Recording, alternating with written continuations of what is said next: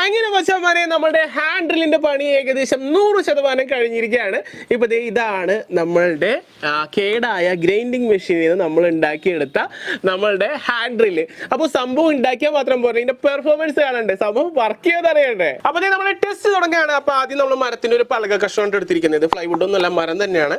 അപ്പോൾ മരത്തിന്റെ പീസ് നമ്മൾ ഇട്ടിട്ട് നമ്മളുടെ ഒരു ഡ്രില്ല് വെച്ച് തുളയ്ക്കാൻ പറ്റുമോ നോക്കുകയാണേ. അപ്പോൾ നമ്മൾ സംഭവം വെച്ചിട്ട് ഓക്കെ മക്കളെ സംഭവം.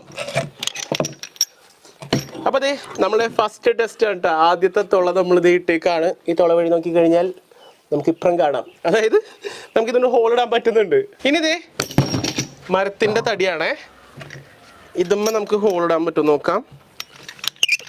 ആയി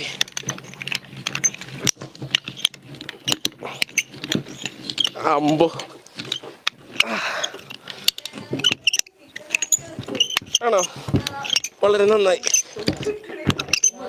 തുമ്മ് ഓക്കെ, സംഭവം നല്ല അടിപൊളിയായിട്ട് തൊളിടാനായിട്ട് പറ്റുന്നുണ്ട്.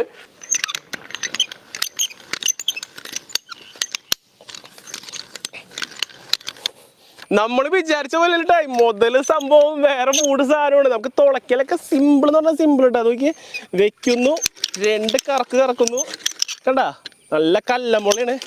തുളഞ്ഞുള്ളിലേക്ക് പോകണം, നോക്കിയേ എന്ത് മുതലാന്ന് നോക്കിയത്. ഓ എൻ്റെ പൊന്നു നോക്കിയേ, എന്ത് സിമ്പിളായിട്ടാണ് ഹോളായി പോണേ നോക്കിയതുകൊണ്ട്, കണ്ടാ സംഭവം പൊളിയിട്ടാ. നമ്മളുടെ ഈ ഒരു ഹാൻഡ് ഡ്രിൽ മെഷീൻ നമ്മൾ കറക്കുമ്പോൾ ചെറിയൊരു സൗണ്ട് വരുന്നത് കണ്ടോ. അതെന്താണെന്ന് വെച്ചിട്ടുണ്ടെങ്കിൽ നമ്മൾ അതായത് ഹാൻഡ് ഗ്രിപ്പിൽ ഒരു ചെറിയ പൈപ്പ് ഇട്ടിട്ടുണ്ട്. അതിനിടയിൽ ഇത്തിരിക്കോളം ഗ്രീസ് കൊടുത്തു കഴിഞ്ഞാൽ ആ ഒരു സൗണ്ട് കൂടി മാറും. സംഭവം പക്ഷേ പെർഫോമൻസ് ഒരു രക്ഷയില്ല. എന്ത് രസമായിട്ടാണ് നോക്കിയാൽ വർക്ക് ചെയ്യുന്നത് നമ്മുടെ മുതല്.